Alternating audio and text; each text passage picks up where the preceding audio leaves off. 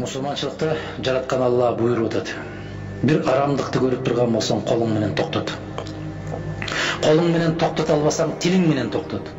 Тилиң менен да токтото албасаң, ошону жеп көр дейт. Көрдүңүзбү? Мен Кыргызстанда арамдыкты көрүп туруп, 6 саным аман туруп, акылым жетип туруп, эмне үчүн мен ошого күрөшпөшүм керек? Адам болчу, ким болсоң ошол бол.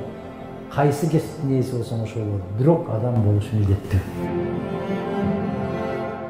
Мен Алланын алдында кантип жооп берем? Не деп жооп берем?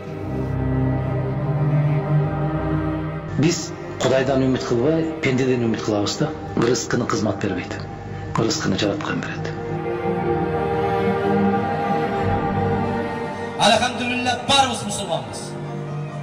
Жараткан бул ааламда кыргыз кылып, мусулман кылып жаратып койгон үчүн чексиз бактылуубуз биз бардыгыбыз.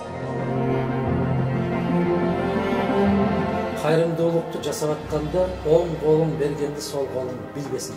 Мен көкүрөк какканды өтө жек көрөм. Муну жасадым, аны жасадым деп. Мен элдин ыраазычылыгы үчүн жасабайм, мен Аллахтын ыраазычылыгы үчүн жасайм. Столуңда жерге кирсин, бийлигиңде, байлыгыңда жерге кирсин.